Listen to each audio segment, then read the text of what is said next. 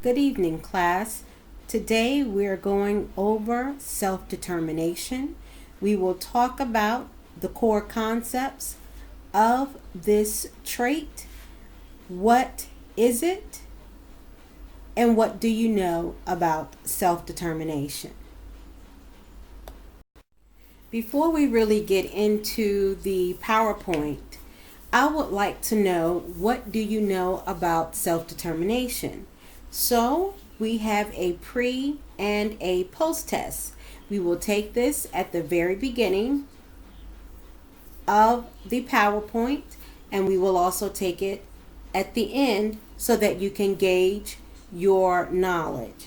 So use the scale that's given to you here, numbers 1 through 3. I feel I need additional information. I feel somewhat knowledgeable. And number 3 being, I feel very knowledgeable. Simply use these numbers to answer these questions. I know the definition of self-determination. I know the core concepts of self-determination. I have knowledge of key reasons we should be encouraging the development of self-determination skills. I know ways that I can encourage the development of self-determination skills, and I know how I can use it in my class, school, and community. Take a moment to rate yourself on your knowledge before going forward to slide 3. Wonderful. So I'm excited to see what your results were and for you to determine how much you really know about self-determination. Well, self-determination in a nutshell is acting as the primary causal agent in one's life and making choices and decisions regarding one's quality of life free from undue external influence or interface. Of course, that is a dictionary definition. There are so many other definitions that relate to self-determination, and you will find out today in our lesson, plain and simple, exactly how you can define this term and apply it for yourselves. What is self-determination? Many of you may know, you may be very familiar, but it is the knowing and believing in yourself. It's knowing what you want your future to be like and how to make plans to achieve this future. And then knowing the supports that you need to take control of your life. A lot of times we want to be able to have an opportunity to take care of things of our own. We may not necessarily know how to do it, and we don't have the resources to do it. So it's believing in yourself and believing that you can do what it is that you are interested in doing. That's a part of being self-determined. It's also knowing what your future can be like and taking those necessary steps to achieve those goals. If you're interested in starting a business, for example, let's begin to write out a plan and achieve some steps, write out some steps and develop what it is or determine what it is that you need to do first to achieve that goal.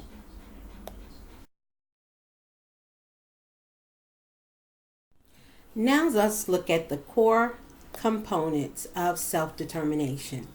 Here we have a combination of skills, knowledge, and beliefs when it comes to the actual trait of self-determination. I like to group the components together when you're looking at choice making and decision making. When one exercises good choices and makes good decisions, that is an example of self-determination. When they're working to problem solve or goal setting and attainment, like I mentioned in the previous slide, when you're working, say for instance, to develop your own business plan, you have a goal in mind and you set that goal. You set the steps to attain and obtain those goals. Internal locus of control and positive attributes of efficacy and outcomes expectancies. So what you put out is what you get back in return. Self-determination relates to a lot of information where it's just basic knowledge, the belief that you have in yourself, and the skills that you will show. Self-observation and evaluation, reinforcement and instruction, and the most important three, I believe they are at the bottom, but the most important are self-advocacy and leadership. They go hand in hand. And of course, to me, self-determination sums up self-awareness as well, or they are very parallel. And then, of course, self-knowledge. Now that we've talked about the components, the core components of self-determination, let's talk about the key reasons why we should focus on self-determination.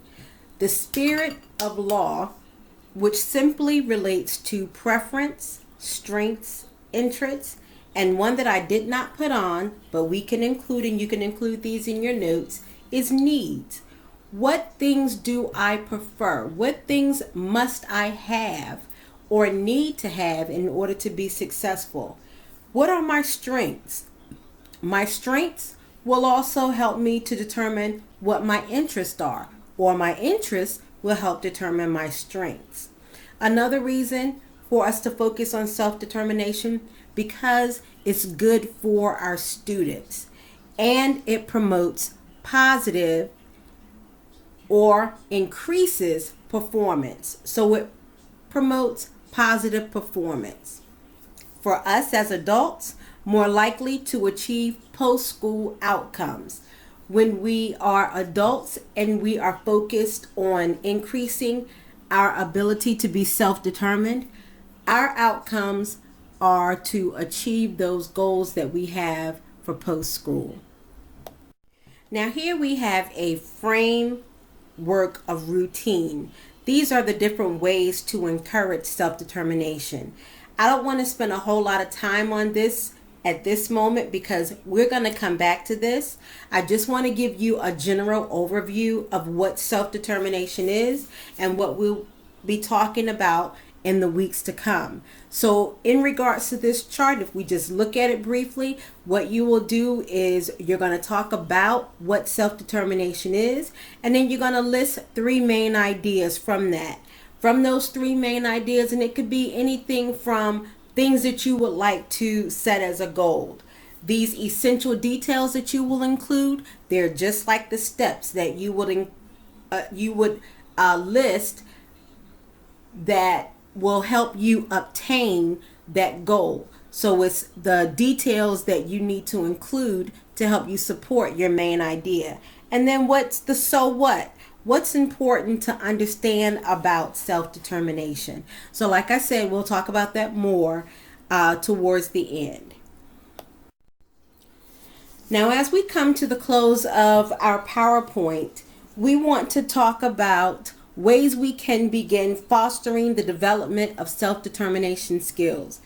And there are so many ways that we can begin to foster the determination skills of ourselves. We can do that by beginning with ourselves.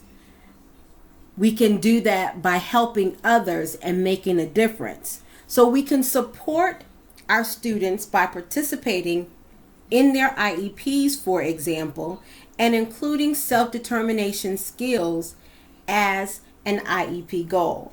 So this is just one way that we can begin to foster the development of self-determination skills where our students are concerned.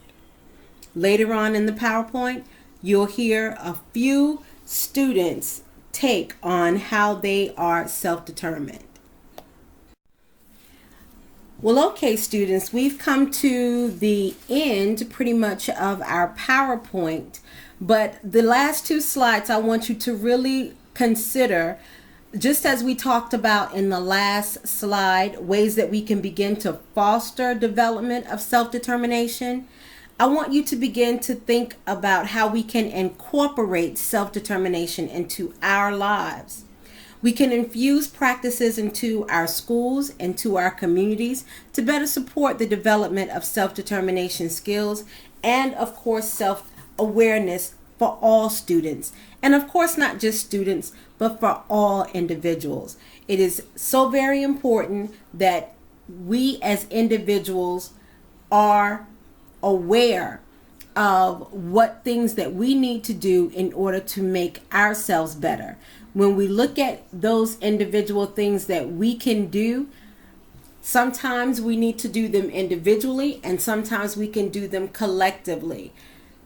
Remember the core components. They will help gauge you and to gauge your way of thinking of how to be more determined.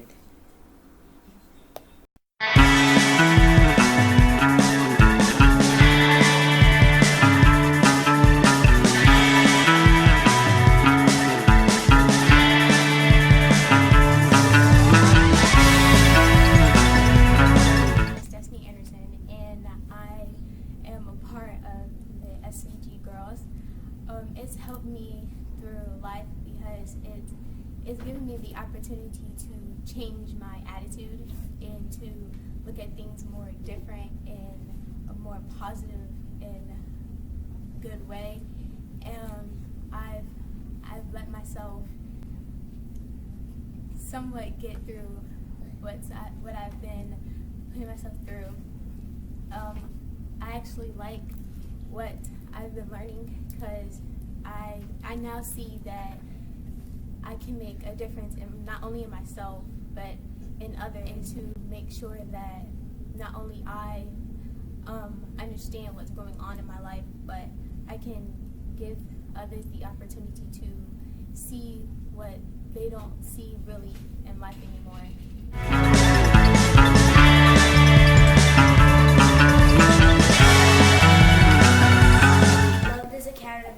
Because they teach me a lot of things that I never knew in the first place. Thank you.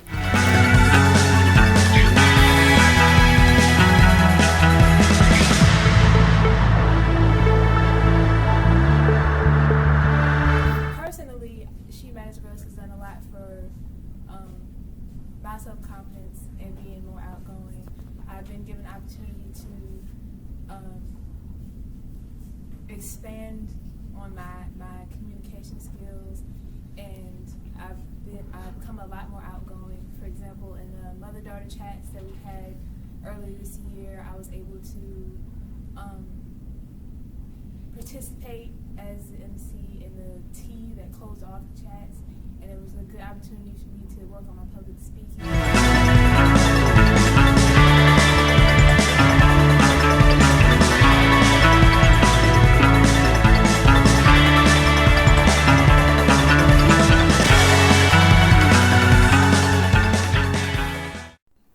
Well, students, I thank you so very much, but it looks like we've come to the end of our road today with self-determination. What is it? What does it look like? What do you know about it? So maybe your post responses will be a little bit different from what you actually thought self-determination was or is. What I like to do is to share just a brief video of a couple of the young ladies that I work with in the community, and they are talking about their ability to self-determine, some of the things that they've learned and how they have begun to self-reflect. Enjoy your week, and I will see you on Tuesday's class next week.